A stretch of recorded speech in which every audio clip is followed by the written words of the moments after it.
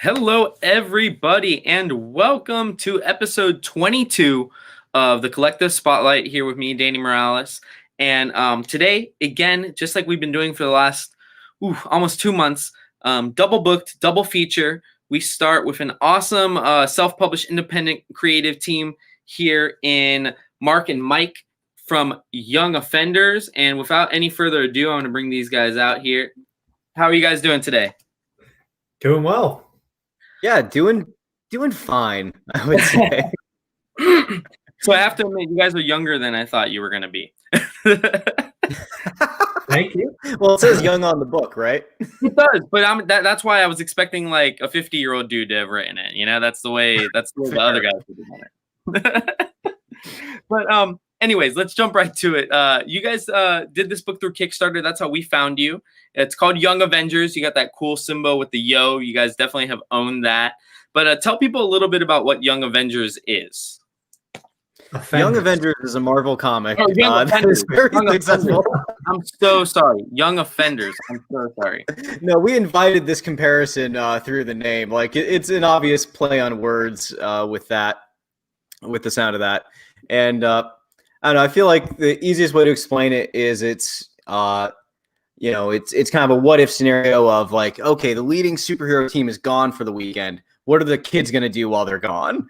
And it's a comic book, so obviously the reason they're gone for the weekend is because there's some giant cataclysmic crisis going on. And oh boy, now we have to deal with people coming to crash the party. So talk to me a little bit about where the inspiration for this came, because like the character designs are awesome and they're all over the place in the best way possible. You know, like you've got Demon Boy, you've got Bruja. Like, talk to me a little bit about the inspiration for this book. This is exciting because Mike really just jumped into this with both feet, because I gave him the barest minimum of stuff to go with for the characters. And he was like, oh, what if Esperanza Bruja had like a dark Mary Marvel kind of look to her? Like, Mike, you got to tell him about how this happened. Yeah, a lot of the characters came from other projects Mark had worked on, like you said, kind of vague character ideas. And I just kind of took, as I was kind of like creating them in my sketchbook, I kind of found what archetypes kind of made sense to me. It's like, okay, like I was a little teen witch girl, like, you know, who can I draw from? It's like, okay, yeah, like Mark said, the kind of young, darker, cranky Mary Marvel, yeah, and Whiz Kid, or Elaine, the kind of robot looking one. She was one I struggled with the most. I kind of had her as this like armor, like Space Knight kind of looking character. And then something clicked in my head, because I have a lot of Jack Kirby influence. It should be kind of in the language of the book. Yeah. Oh yeah. And her deal is that she has this AI in her head that she's talking to all the time. And like Metron from the New Gods. Yeah. Okay, like that kind of put her in the world to me. Like, where are these characters coming from? And using the archetypes as jumping off points was just a good way to kind of build the language of the story and the characters, and kind of give you a taste of this world. Because superhero universes are like these amalgamated worlds of different genres where kind of everything is, So just in the small amount of time I got to talk to you guys about the book, I already feel like a lot of what you guys grew up loving in comics has kind of made its way in here, whether it's through some of your little Kirby things. I read the letter in the back, and then apparently there's some Kirby Easter eggs. There's some Mark Mignola Easter eggs. So like, is it safe to say that this is kind of like I guess a passion project for you guys? Like, definitely your love for comics going onto a page. Definitely. I think you can see a lot of our love for comics built into the DNA of the story, just kind of what we're telling, like that, grown-ups are away, like it's the kids' turn, like, because that's both of our window into these universes are those like young Avengers, Young Justice, Teen Titans, like, oh yeah, those are easy like jumping off characters to get into, kind of especially when you're younger, you can see yourselves in those characters. And yeah, I put a lot of like my personal artistic influences at like trying to build it into the look of the book and the world. Yeah, And we started working on this in March, and if we all recall, March, we were deathly afraid that the comics industry might be collapsing. Yep. We're very glad to be being interviewed by a comic shop because we're glad that comic shops are being supported and surviving right now. Yeah. And we were like, let's make a book, and we're going to do it ourselves because we don't know what things are going to look like. And we just threw everything at it as a result of like, if this is the last, quote unquote gasp of comics, we're throwing everything in it. And thankfully it is not the last gasp. So instead it is that love letter to the things that we grew up with. Because I know when I look at Mike's art, I can see that little bit of Cory Walker in there because we both have that big Invincible love. And for me that was a huge book. That's something Mike and I talked about a lot in the start of it, about getting that vibe of the bigger world that is mostly done through implications and archetypes that initially seem like they're going one way, but then you find out they're going another way. That was a huge influence on how we started talking about putting things together. That's awesome. It's funny you say that because honestly, that pandemic helped us learn about a lot more indie creators, because during a time that Diamond was not shipping new books, the only place you could find books are through Kickstarter, Indiegogo, Plan C distribution, places where you guys were, people like you are busting your butts to get these books out. But it's funny you say that it was originally like kind of that gasp of that last thing, but it's actually like a breath of fresh air, man. The book, first of all, Mike, absolutely amazing on the art and the colors too, man. Like it's awesome. And then Mark, the writing was phenomenal. But I do have to ask. Thank you. One thing when I yes, I'm asking. All of your characters are co-created by somebody else. Is this because they're based on these people, or what? How did this go about? A lot of these are characters, with the exception of Elaine and Esperanza. These are characters that have come from other stories I've worked on with other people. And in the case of Jane, the Lark, that's a new version of a character that I was working on with the co-creator Kate Zellers, where I showed Mike the initial design for that, and he totally found another direction to go with it. And he even did a new design for the original character that fits the kind of genre we're in even better. Because it's superhero comics. The costumes can be different every time as long as you get that core of what it means to the story.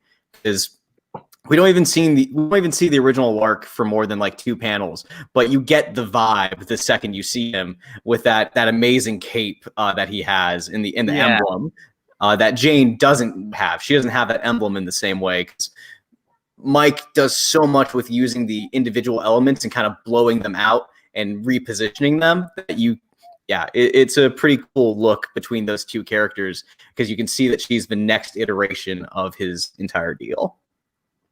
That's awesome. And so Mike, how was that? Because I'm assuming when you're working with characters that have already been kind of created, I'm assuming you kind of get those oh my God, what are they called? The sample like pieces or whatever to tell you, hey, this is what my character looks like, and then you work from there, because your job is not to copy that, but you essentially make it your own. What was that like, having to do that with a couple different characters? Yeah, I think it took a little bit of time to get, because at first I was definitely like, okay, these are his characters, these are his toys. And I think I even kind of, the way I described it in the sketchbook section at the end of the book, like I felt like I kind of kidnapped them. With Demon Boy, it kind of like he had just a different wings, and it just, like once I was like, okay, this is who this character is, it just kind of made it my own. Jane was fun, like the Lark character, because she was this kind of Batgirl archetype, this second generation, so she doesn't have that classic Silver Agey origin. She has what came after that. So you look at like Batgirl, Batman Beyond, and making them my own was how, like, it just made the book a lot more fun to draw. And and I kind of think like, oh yeah, like this is just this outfit and that she has. Like, people have wardrobes. And yeah, so it made them much more like my children. Yeah. I felt like it was really important that these characters, they may be in different stories, but they need to fit the one that they're in. And if that means changing some things about them to make them fit in this, our duty is to the story that we're telling. And I'm glad that Mike really pushed for that approach, particularly with Demon Boy, who, like, you can tell has a little bit of that Mignola influence with the color scheme. And then you can actually see in one of the panels, the one where they're out on the street looking at the portal, the street signs, one of them says Mignola and the other one says Quietly. So those are some shout outs there. I saw that. That is yeah, I love when that happens in comics. You can tell it's a comic book city when there's like streets named after like obscure names. You're like, oh, we're on Aparo Boulevard. There's probably going to be a crime happening soon. Yep, exactly. And it's like, it's funny the fact that you guys just told me that this, had kind of been a couple different characters from different places in one book. I would have never guessed that, because having gone through the book, it felt, and I guess that's a testament to what Mike was able to do and everything. And then you're writing, Mark, but it never felt like it was, all these characters felt like they belonged here. You know what I'm saying? And even at the very beginning when Demon Boy's like, or I don't really do the Demon Boy stuff anymore. It's like, okay, you're sitting there wondering like, okay, what happened there? But at the same time, he fit in there with everybody in Esperanza. And that's got to be all of your guys' work, because it never once felt like it was patched together or anything like that. I went through so many back and forths before I ever sent Mike any script of going like, should there be like flashbacks, like a one panel flashback when each of them is introduced? Should there be like a caption that says like a quick infographic of them? And then I decided, no, that feels like homework. Don't do that. Don't give people homework. And as a reader, it didn't feel needed, the story that you're going to tell takes place in here. And what happened in the past isn't necessarily prevalent to that, other than the fact that it made this persona, what his dialogue very early on, it just says, I don't do Demon Boy anymore or whatever. That dialogue between him and her pretty much tells you everything you need to know. Like at one time he did do other things out there, and for whatever reason, and I'm sure you guys have plenty of pages to tell that story, for whatever reason, he chose to stop doing that. So I don't think you ever need. I think it was well written, dude. Don't let it. Yeah. Yeah, I think that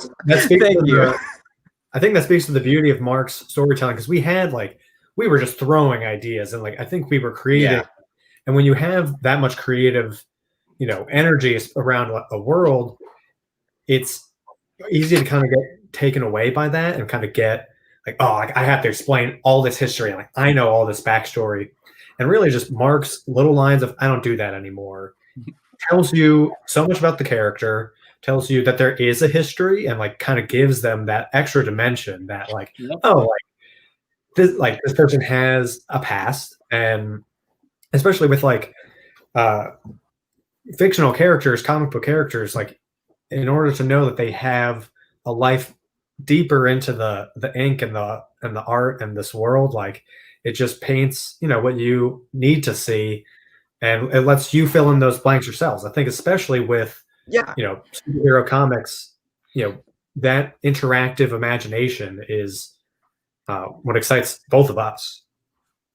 Mike and I are developing same brain on this book with the way we go back and forth on ideas. Because I was literally just last night talking with my fiance about the fact that I think if we're asking readers to do the storytelling between the panels to show the transition between the setup for the punch and then the follow through of the punch, we can do the same thing with setting up character beats and setting up backstory, because we just need to give you a few lines here and there at first. And then you put it together yourself, just like Mike was saying right now. It's there's so much you can do through implication that get the idea across, and then gives us room to, when we can spotlight a specific character in a later issue, give you more of those rich details that make the character feel even more unique. Well, without doubt, and we're just all going to hype up Mike about how great of a speaker he is. But no, exactly how Mike just said, that little line of I don't do that anymore.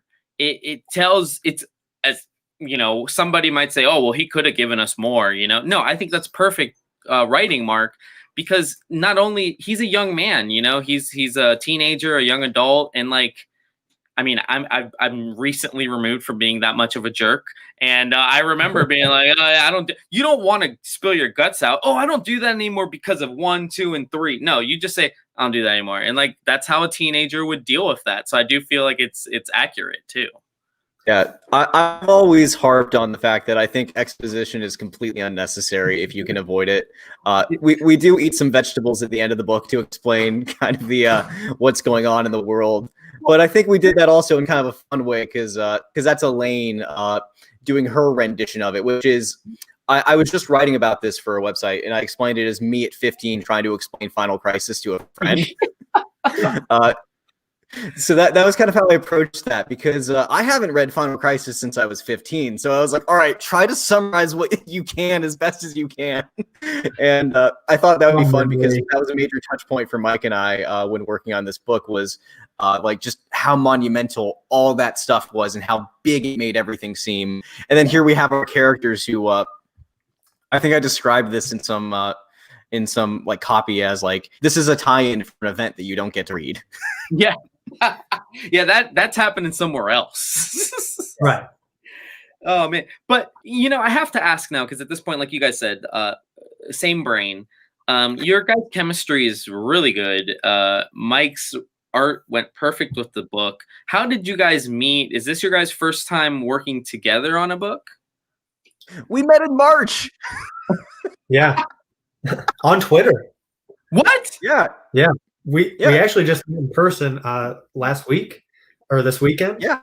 I dropped off some books and we stood like 6 feet apart in the cold and talked for a bit. Yeah. That's so you guys just came across each other on Twitter? Was it just like, was it comic nerd talk or how did it come about? It was I was on a podcast, right? Yeah. Mark was on a podcast, War Rocket Ajax. Here's some free promo for those guys. But I've been listening to them for years, and Mark was talking about his project, and I really like his energy, like his enthusiasm for comics, and that like self-publishing kind of atmosphere. Like I just want to do this, so I'm doing it myself, and I think that really struck a chord with me because I, especially in March, I had lost my job because of COVID and moved home, and I had kind of decided internally like, I'm not going back to that. I'm not going back to this part-time job life where I was trying to do both, break into comics and like work at a part-time job. Yeah. And so I was like trying to dive in with both feet. And Mark seemed like he was kind of doing his own thing and like making it work, making it happen. And so I followed him on Twitter. I got a follow back, and I think he put out just like man, I want to do this kind of comic. And I was like, hey, like, I want to do a comic. And then he sent me an email, and that's where it started. That's awesome. That is like that's the COVID origin story for like I feel like that really is. This was our COVID baby that we made together. It took about 9 months. Yeah, you're right. You guys nurtured it and everything. So you guys did this through Kickstarter, correct? Yes. Yeah. So talk to me a little bit. You guys are only so we have a ton of self-published books in the store, but we've only done like 4 or 5 of them through Kickstarter. Talk to me about the process of doing Kickstarter. And I mean, everybody we ever talk to at Kickstarter tells us, how important the supporters are, not just because of financial reasons, but because during that time that you guys are pushing, they're there to support, they're giving you positive words and things like that. But tell me about your guys' experience with Kickstarter for this one. So that part you just mentioned about getting support, nice comments, the reaction updates, that's great. But the rest of it's awful in every single way. It's a real emotional drain to have to look at numbers every day going up. This was a uniquely good experience because we were funded on day 1, and then it kept going up. And I was like, that doesn't make sense. This is like still growing. Our initial goal was very modest. It was just to print the book. And it was $1,500, and we ended up north of 5,000 thanks to 332 backers that we had, which is pretty good considering I think the last Kickstarter that I had funded, I think maxed out around 160 backers. So that was pretty good, and it showed like, okay, people are into what we're doing here. We struck a chord. So then it became about just, kind of thanking the people for being along the ride. We expanded the book with what Mike suggested as a sketchbook material, which gives people that real inside scoop on how this book was made. And I love seeing Mike's design process in that book because it makes it so approachable, because you can see the ideas that he thought didn't work, like Elaine's initial armor design, which I still contend looks good, and we might find another character to wear it at some point. But just that kind of stuff was really good. And we were able to do like an extra print for people done by a friend of mine, Kira Okamoto. And just the support was really wild. And then we got to kind of make the book even better as a result.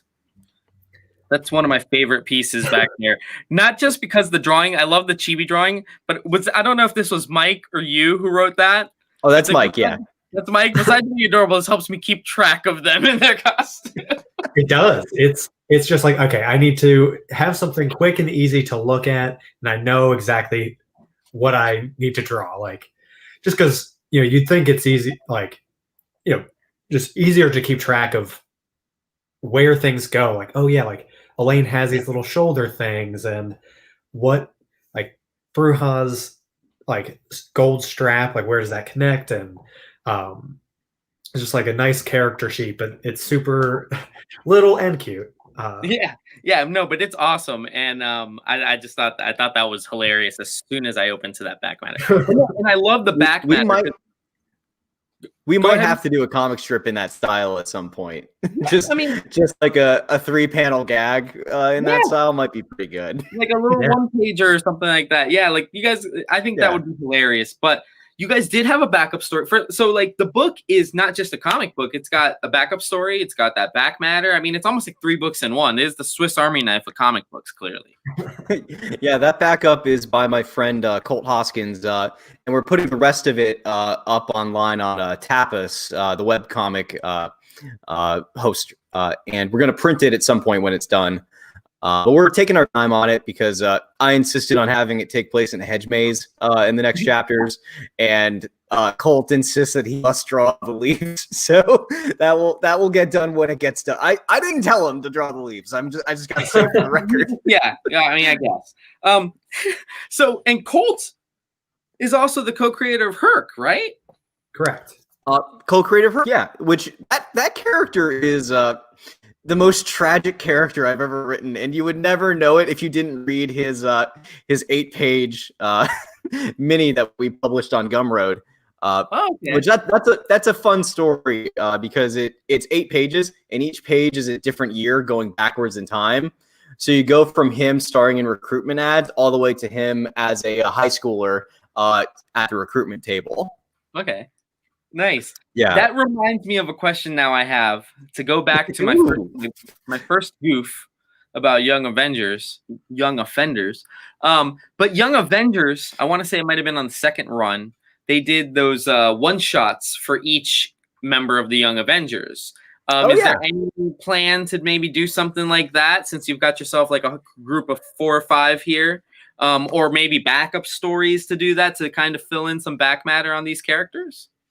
I would love if each of the first 5 issues had a backup dedicated to a different character. Mike has some really talented friends. One of them, Sydney Anderson, I believe. We would really like to get her to draw a Elaine backup, just because Elaine is a very fun, bubbly character, and we need to see the world filter through her perspective. Yeah, Sydney's art works for that character like perfectly. It was like once Mark kind of was like talking about his one-shot idea, and it's just such a fun, like very comics thing to like get a little episode peek into the where you get this large tapestry and you get like this is who this character is on a Thursday.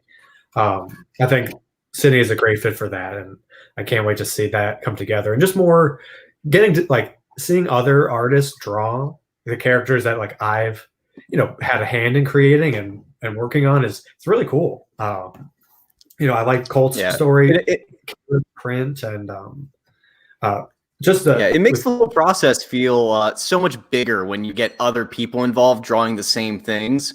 because that's kind of to me like the richness of like Superman comics is you can see so many different Supermen drawn by so many different people, and they all look so different, but they're the same guy. And that's like that quality that I'm really attracted to, and why I'm so eager to see eventually fan art of all the characters. Although Mike and I have a long-standing bet that Colin will be the last one to receive fan art. Well, first of all, again, same brain, because I was just gonna say, I feel like your characters, it works in this way. I can't explain why, really, but I feel like they work in this way that you could totally do backup stories with art by different people. You know, it doesn't have to be Mike, and it will still feel, you know, it's going to look different, but it'll still, the characters will feel like they belong in that universe because you've made them unique enough that it's just everybody can do their spin on them. Kind of what Mike did from the beginning, but everybody can kind of do their spin on them. But these characters are still taking place, or these stories are still taking place in the Young Offenders universe. I mean, right? I mean, that can happen, right? Yeah, I think that speaks to superhero universes and kind of what we were going for with Young Offenders in general. Like, you have like the magic, the demons, the vigilante, the robot, and the kind of classic superhero guy.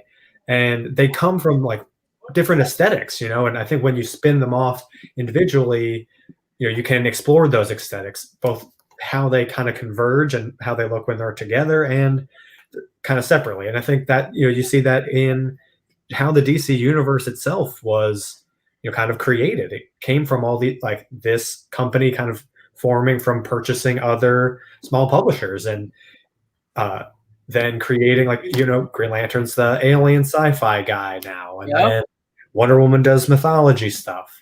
And I think that just kind of happened so naturally with these characters. Yeah. Something I think, Mike, you'll appreciate is I've been contemplating doing like a guide to the universe one shot at some point. And that would include some Flex Mentalo style like text pieces about the fictional comics history of the characters. And I think like 100% like Demon Boy got acquired from another publisher. Like they accidentally bought him from another publisher and had to make him work. Well, and it's so funny. It's so funny you guys say that because, I mean, Mike is absolutely right. People don't realize how far back DC goes, but a lot of DC characters, heck, Ted Kord Blue Beetle is not an original DC character. He came from the Charleston days. Shazam or, you know, Captain Marvel at the time came. Like, so a lot of characters that we know and love right now were not created under the DC banner, but, you know, DC has owned it and everything like that since. Oh yeah. Yeah. That's such a fun part of the history. Yeah, I know too much about the publication history of DC comics. I've written 2 separate essays on it for school. Wow. So yeah, I'm obsessed with Steve Ditko Charlton comics. I actually I had acquired a first appearance Ted Kord Blue Beetle at a this antique shop, and they sold it to me for like $5. Wow. And I immediately took it to a comic shop and traded it for their entire stock of Superman Smashes the Klan, and I donated those to the 8th grade class I was working with. That's awesome, though. That's awesome. But that's so funny. So I know you talked about how, you know, it's a little Young Avengers, little Young Justice, but what I see in it a lot is Wolfman Perez Teen Titans. How influential was that, you know, for you guys growing up? That you go first, Mike. You know, I think that DNA is in in Teen Titans and in, I mean, it is Teen Titans. It's in Young Justice. It's in Young Avengers, because they kind of solidified and really perfected that teen superhero mold. I mean, a lot of people will say it was DC's attempt at doing the Claremont X-Men, which is certainly true, but you know, what it became in itself was, you know, it is a lot of the legacy stuff that DC, I think, where they thrive. And for me personally, growing up, I think because it was the basis of the show, like the Teen Titans cartoon, and it's just that archetypal, like, this is what everyone goes back to with Teen Titans. This is Teen Titans. It's got Starfire. So it was always that kind of like what I look to as, oh, like, I want to read these, like, this is the true stuff. And I read Judas Contract, and I read if I would collect a few like random issues from him because I was definitely a big Titans guy, and I in that nerd way that people get mad at adaptations. Like back in the day, I was like, Starfire's hair is supposed to be humongous. What's it called? So yeah, it was definitely, and I think it lays that foundation that a lot of it's built on, and you can see it in how its predecessors or successors have taken it. Yeah. There's no denying the massive influence that comic has had on everything except me, because I've never really liked a Teen Titans comic as much as I want to. Which like the Jeff Johns is probably the closest it got for me. But I was in a position where I liked Young Justice, like the Peter David series, right? Mike, am I wrong about that? Oh, yeah. I liked that a lot because there was something about the extra amount of attitude of like we're getting away with something that I kind of connected to a little bit more. But there's no denying, like when I've gone back, like as a older reader, I've gone like, okay, the camaraderie and family relationship between the characters in the Wolfman Perez Titans is really strong, and I get why they keep coming back in that iteration. Even though like I think I just must have not been in the right place to experience the comic the first time. I fully understand where Mark's coming from. Mark's a bad boy, all right? And the two things, they followed the rules. So Young Justice was more his vibe with like Wally getting him in trouble. And I feel you. I feel you, dude. Like, don't get me wrong. Oh yeah. I think Mark and I were talking about this when we met the other day. Like the Todd Knock, Peter David, Young Justice that was my team growing up. Oh yeah. Team Drake, Connell, Impulse, like Cassie. I love those characters, and then I followed them into their graduation as Titans, and I love that first era of pre Infinite Crisis, very specifically part of that. And I think those younger characters, because they're such a good gateway into comics, you can grow up with them, and that's why they connect with you so intensely. And I think the characters we have, not to bring it back to a little bit of Young Offenders, like we want those, like you have the guy who he's not as into the superhero thing. We have the person who's very like, we have to do this because this is what we're supposed to do. Like we're superheroes. And like Bruja and Elaine's kind of bubbly, and she's like, yeah, I got warped into this other dimension, but it'll be fine. It's all right. And like, you want to see these characters grow, and I think younger characters have that flexibility that is expected of younger people. Yeah, and I feel like kids relate to them. Real quick, I want to get Cliff. Cliff is asking, where can he find the book? So we do have it here at the Collective, but if Cliff is looking to have it shipped, where can he find it? Are you guys having it accessible right now? Yeah, it's on pre-order right now. It's going to release physically in January because holiday shipping is a nightmare. And that can be found at my Gumroad site, which is gumroad.com/Weekend Warrior Comics. Yeah, so the print edition's on sale, and there's also the option for the deluxe package, which comes with this amazing print by Kira Okamoto, where the characters are going to a donut shop after hours at the end of the issue. So I had a huge typo the first time, but I think I just got the link up there. So I apparently forgot that .com did not have an E in it because, anyways. So thanks. So guys, wrapping up here as I got my next guest waiting backstage. But again, I'm going to let you guys from the beginning, without me messing up, tell everybody what Young Offenders is. And if they're fans of what books, they may really love this book. We have it here in the store. Just tell them what Young Offenders is.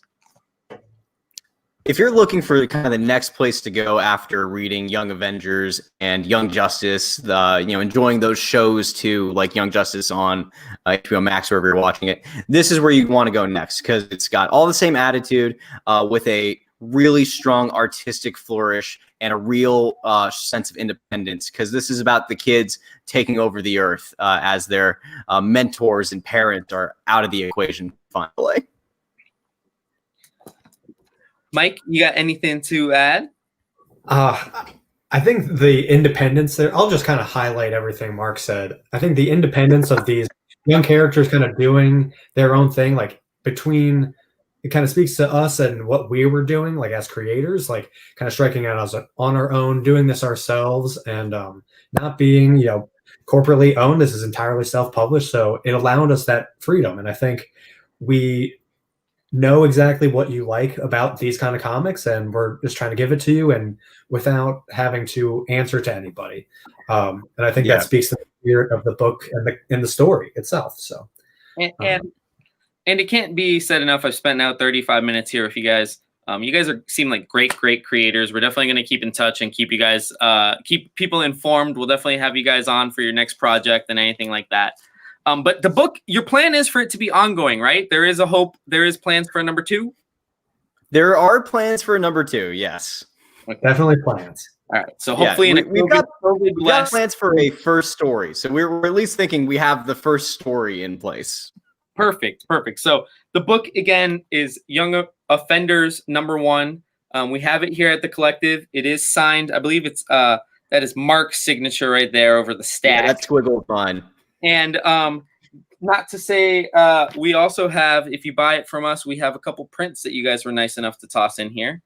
So you get a print and comic combo. But thank you again, Mike and Mark. You guys have been awesome, man. Wishing you the best of luck with the book. And as soon as we sell out, I'm sure I'll be bugging you for more copies. So please. Awesome. Thank you so much. Super fun. Yeah. So you guys have a good one. Happy holidays. And thank you so much for your time today. You too. Bye, guys. Easy, guys. Bye. So that was Mike Becker and Mark Stack. That was from Young Offenders right here. You pick it up at the Collective. We have them for $15, and it comes signed and with a print. Cliff, feel free if you want to order one from them. They have that link. They have the pre-orders. You can shoot us a message here on Facebook, or even here in the comments. You can shoot us an email, and we can ship these out to you as well if you want. It is signed.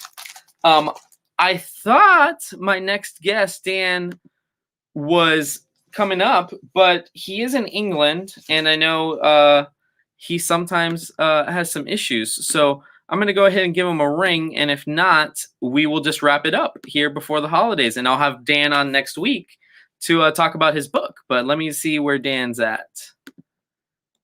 So if you don't know, we had Dan Waiters on 2 weeks ago for his book Homesick Pilots with Casper.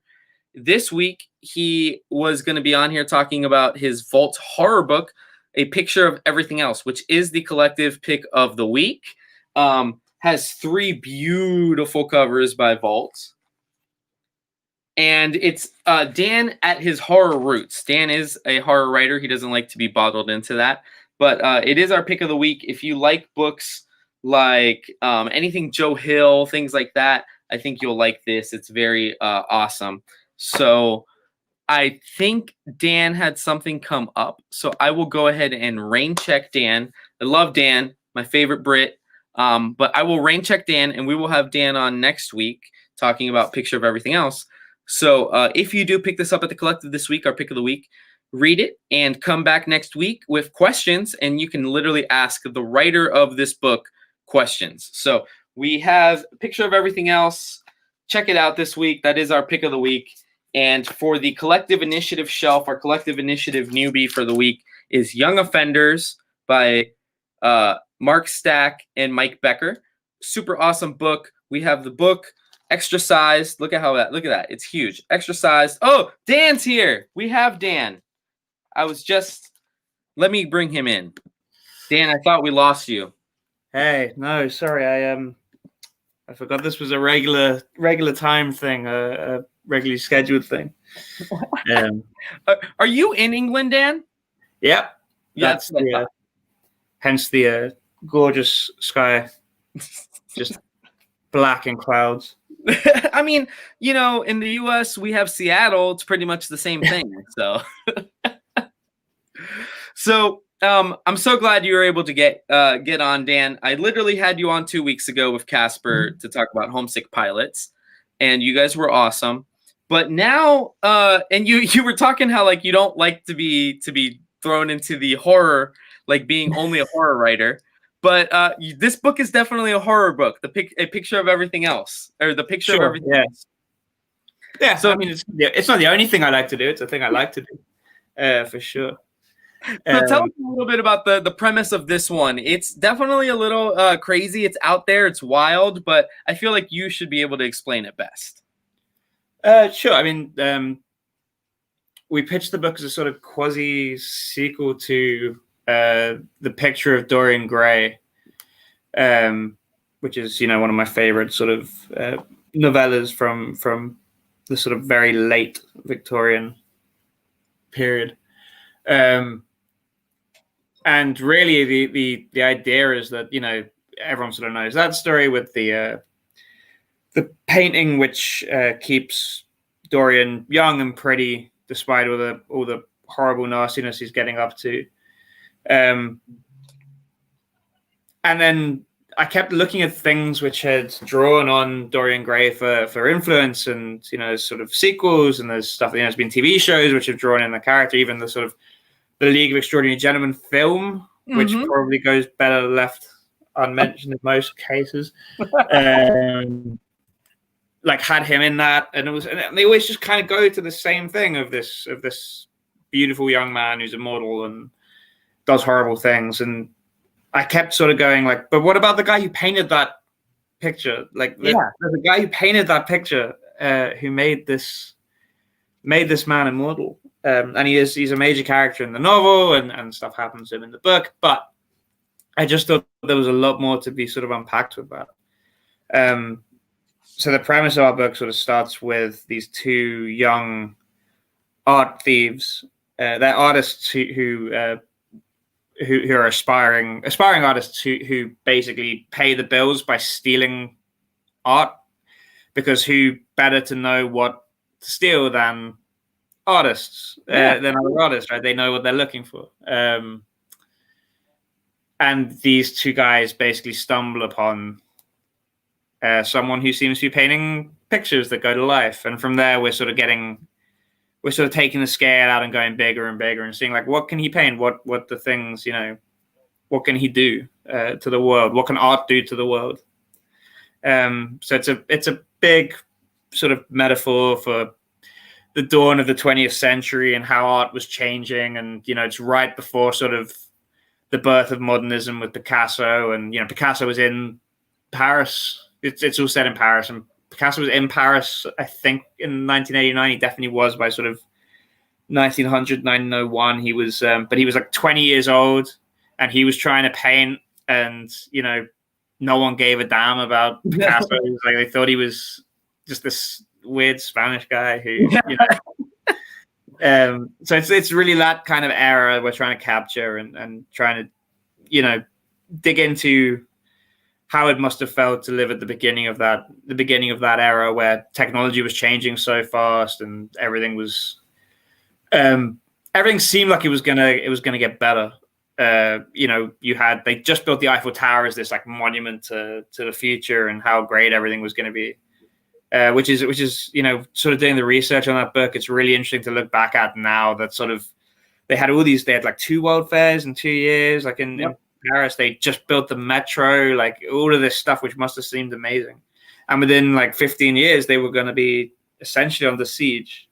So it's a really weird, and then again, like 20 years later, after that, they're going to be invaded again, and all this sort of stuff, which they had no idea about. So it's really, there's a lot to dig into. That's so I'm noticing a trend with you other than horror. It's that you like to go back a little bit, and I'm not going to say you do period pieces, but Homesick Pilots was in the 70s. This is in the early 1990s. 90s. Yeah. Oh, 90s. But how much it seems like you really enjoy doing the research, man. Like you love like looking into some stuff. Like you seemed really excited for some of the stuff you found doing the research for this. Is that just something that you've always enjoyed, looking things up like that? Yeah, I think so. I mean, it's a funny thing. I think before I sort of started taking writing really seriously, I wasn't as interested. I didn't find things interesting, but just the more you sort of look into that stuff and see how close we are to it, like it always felt to me when I was younger like it was a lot further away than it is. And actually, when you sort of start to realize how short a time period, like 100 years is, or 200 years is, this stuff, I don't know, it suddenly became so interesting and how we really are just built on these foundations rather than it just being stuff which happened a long time ago and isn't really relevant. It's always these foundations which have got us where we are. Which now I sound like a history like teacher who's trying to like be the cool. Well, like for a second, like I did feel like, and that's why I had to ask the question. But like you seemed like I used to tutor English. Like when I was just studying comics, I used to tutor English to pay the bills. And can you imagine some of the people that you tutored, like if they got into comics now and they're like, yo, dude, that guy tutored me, and like you got like 2 or 3 comics coming out a month, like that. I mean. Well, something like The Picture of Everything Else would be like exactly the kind of thing. I just how quickly I became that stereotype of just going like, no, Shakespeare's really cool. You just need to like get past the language and it's all like bloody. And I was like, and which is all true, but you just sound so lame when you try and tell people that. No, let me ask you something, because you are in England. You are English, correct? You're in England and you write, a lot of comic books that typically, and I know there are comic shops in England and there is the market there, but I know a lot of these publishers aim for US sales. Do you feel like you ever have to write anything differently to make sure that the American audience gets it? I have to spell color wrong. Oh man, that is not where I thought you were going. That is a strange thing which has happened to me, is that I've started spelling stuff in the American way. Like when I'm just writing to people here as well, I'll start cutting letters out and all that kind of thing. So, I don't know. I think there's that sort of like very sort of not like snobbish, but like the opposite, like sort of like derogatory thing, like people have said, where it's like, England, like the UK is just the 51st state. Like sometimes it does feel a bit like that. Like we grew up on so much American culture that it doesn't feel huge. I grew up with Spider-Man and stuff the same as anything. Like I feel like you guys have as much disparity between somewhere like New Orleans and somewhere like LA to somewhere like New York as we do to any. Yeah, no, and that's why like I didn't want anybody to think I was asking you, do you need to dumb down your comics for America? Because that's not what it is. It's just like exactly like you said, whether it's from here or New Orleans or New York, like there's different, slang and this and that. So, just like you said, it's actually funny what you said about color, because I used to cover the soccer team here, football to you guys. I used to cover that, and we had a lot of British players here. And one of them one day told me, he's like, man, I know I've become Americanized because I go home and I say I got to throw something in the trash. And they're like, no, what rubbish? The rubbish bin. They're like, and I'm just like, oh man. So it's just funny. I've got to say, like generationally, I think we've picked up, like just slowly picked up more and more of that. Like there was pinatas in like for sale this year, which is something that I've never seen before in the UK. Which is strange. Like Black Friday, we have Black Friday now. As of like the last like 2-3 years, we have Black Friday. We think we have Boxing Day. Little do we know that like you guys actually care about it. We just call it the day after Christmas. But like I know like the EPL goes all out on Boxing Day. Like that's a big deal in England. I mean, sort of. It's always just been like Turkey Sandwich Day in as far as All right, so back to the book. We'll have a whole show about England very soon. So I just noticed, and I feel like maybe it was something I didn't notice earlier, but Vault has officially like gone out with their horror imprint, which is the Nightfall, and a picture of everything else is in there along with Plot, which has been out for a while, and Black Stars Above. But what has it been like working with Vault in this new horror imprint that they're working with? I mean, clearly you're a perfect fit, but what's it been like working with them?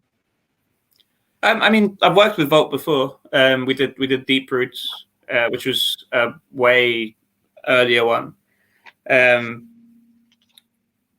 like obviously they've gone like sort of strength to strength since then.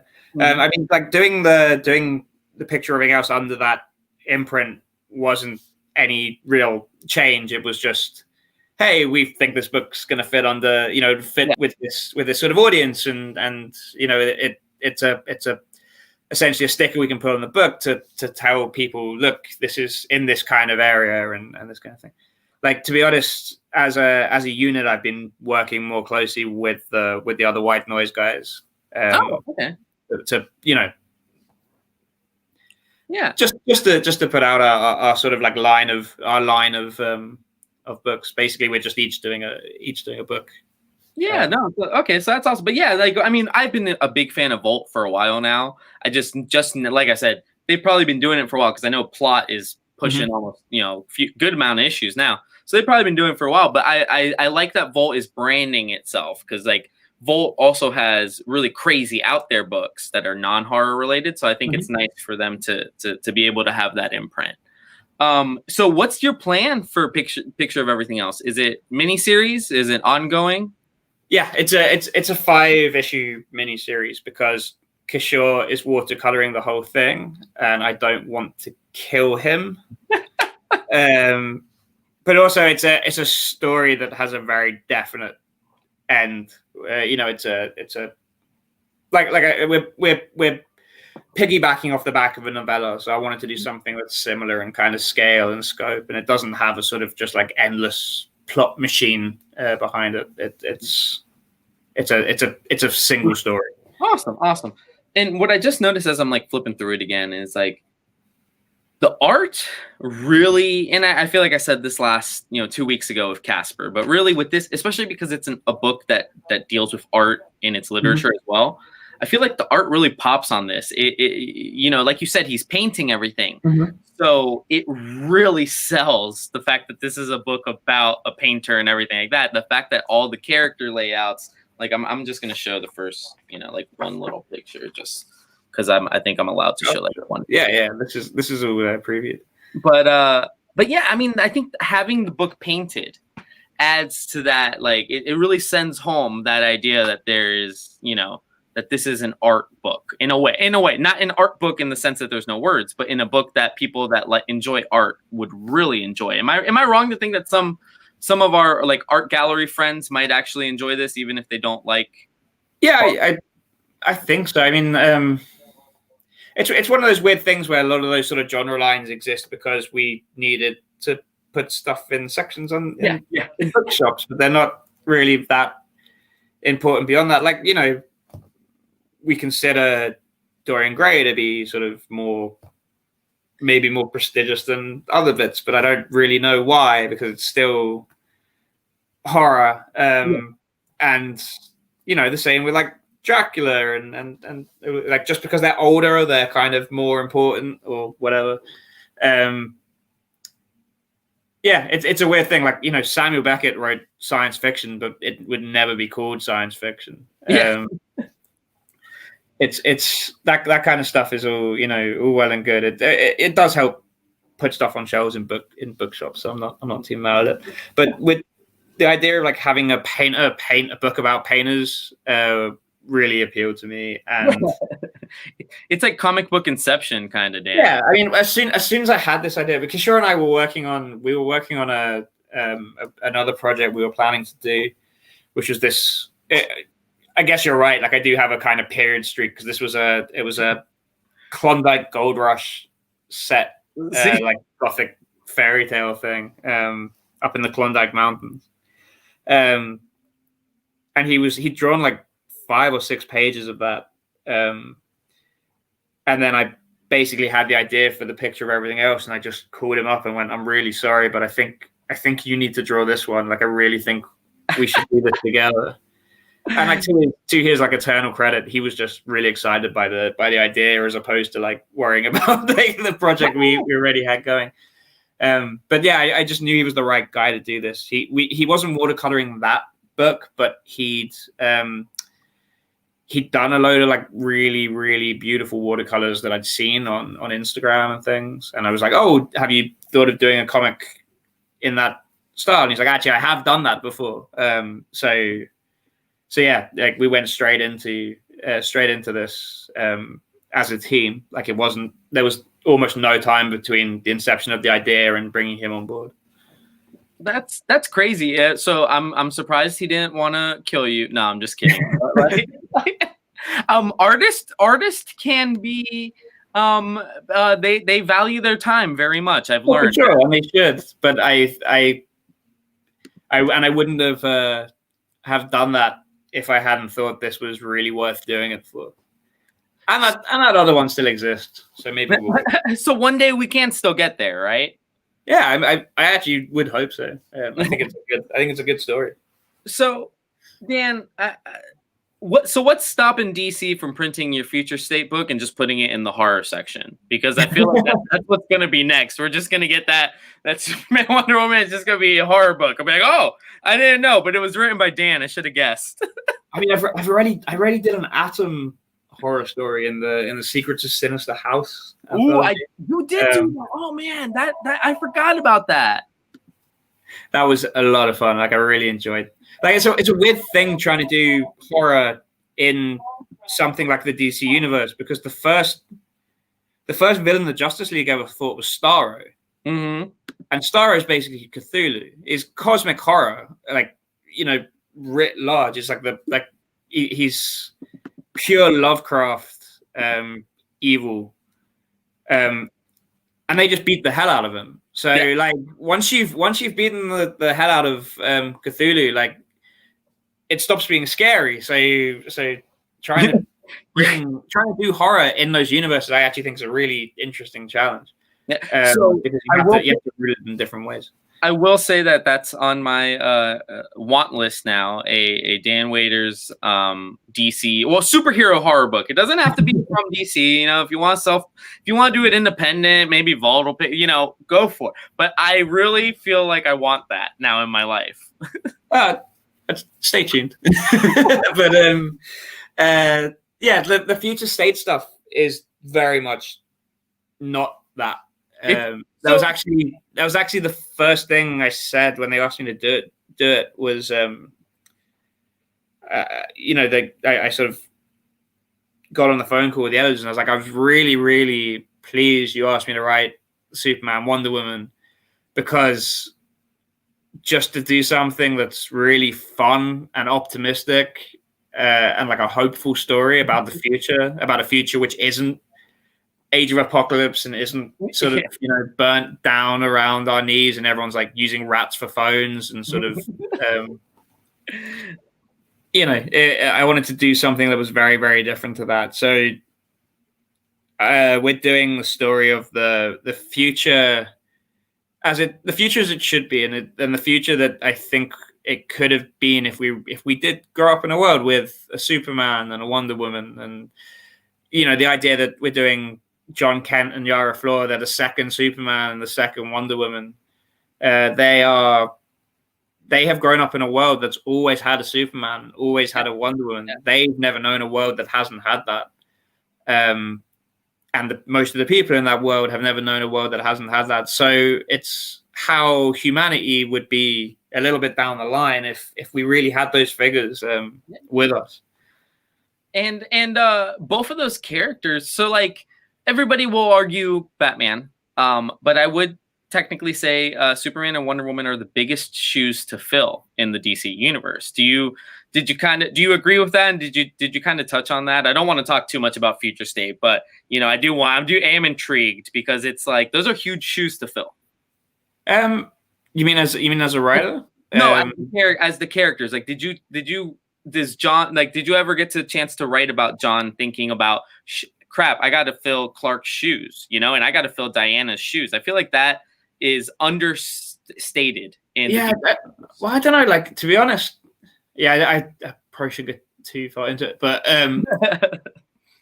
I kind of didn't want to do that too much. I didn't want to do the legacy thing where it's always, because there's a tendency to do that. I feel like we've seen a lot of Wally West going like, oh, I'm not as good as Barry, and a lot of Dick Grayson going like, oh, I'll never be Bruce Wayne. And I didn't want to tell a story which was like the second Superman and the second one. I wanted to tell a story that was Superman and Wonder Woman. So they are heroes. They've been heroes for a good amount of time. By the time, you know, they've earned their stripes, and they are in their roles. That was definitely the kind of story I wanted to tell. That's awesome. I'm looking forward to it. I'm telling you now, that'll be my pick of the week then too. I like Dan. Absolutely love Dan. But you might have missed it because you were probably jumping in. But the picture of everything else is our pick of the week this week. Oh, fantastic! Thank you very much. 2 weeks in a 2 books in a row, man. Yeah. Homesick Pilots was pick of the week too. But yeah, man. Dan, tell everybody. So okay, other than you will be writing Future State, Superman, Wonder Woman, you do still have Homesick Pilots coming out. Picture of everything else just hit. Are you working on anything else you can tell us about? I've got a story in Superman Red and Blue in March, which is being drawn by Danny, who I did Coffin Bound with. Oh, awesome. I'm really excited about that one. That's a story that just really came together, and I'm really excited to put that out. Not what else have I got? I don't know if I've got anything else I can talk about. All right. I got one more loaded question for you. Sure. Shoot. You clearly have a nice working relationship with DC. You have a pretty good resume. I'm not asking you, has the conversation happened, but I am asking if DC knocked on the door and said, "Hey, Dan, we want you to write, we want you to be the ongoing writer for so and so." I don't know. I'm sure you have a character that you'd love to, but would you answer that call if they were asking? I mean, I did 2 years on Lucifer, which was amazing. It was fantastic. I was so much fun. I think I would quite enjoy sort of digging deeper into the sort of wider lore of the DCU. Yeah, I mean, I just say it because if it happened, I wouldn't be upset, But Dan, so again, thank you so much. The book is The Picture of Everything Else. It is the collective pick of the week. Tell everybody where they can find you. I know you're on Twitter. That's where I always find you. I am Dan PG Waters on Twitter and Instagram, but realistically, I'm 99% on Twitter and 1% lurking on Instagram. So if you get a chance, if you're in the local comic shop tomorrow, if you're here, grab a copy of The Picture of Everything Else. Awesome A cover, and then not gonna lie, awesome B and awesome C cover. I mean, really, they're all just awesome covers. So you can, I mean, if you like if you got a friend that likes Sweeney Todd and you just want to get him something fun to read during Christmas, just buy this cover, put it in a stocking, and I'll tell Dan thank you for you. But Dan, best of luck, man. Can't wait to read Homesick Pilots 2. Can't wait to read Picture of Everything Else 2 once that hits probably about a month. And I definitely cannot wait for Superman Wonder Woman. I'm definitely on the edge of my seat for that one too. Oh, great. Thanks so much. And cheers for having me on belatedly. Yeah, no, you're good. Thank you so much for coming back on, dude. We will definitely keep in touch. Like I said, we'll probably towards the end of Homesick Pilot's first story arc, I'll probably bring you and Casper back on. Sounds great. Sounds like good fun. Man, you have a good one. Happy holidays. Yeah, likewise. So special shout out. Thank you to Dan Waters, who's doing the Picture of Everything Else. We will have all of the covers here at the collective. We also do have the 1 in 15 variant and the 1 in 30 variant. I do want to say this officially came across my desk right before I was done talking to Dan. The collective Christmas card is in. It's got everybody there. Look at me. I'm in the tree. and it's signed by everybody. So if you get a chance, swing by the collective today, tomorrow, picture of everything else. Do not forget about it. Take it easy, guys, and y'all have a good one. I've been Danny, and we have our final pre-Christmas auction tomorrow at 5:30. Y'all take it easy and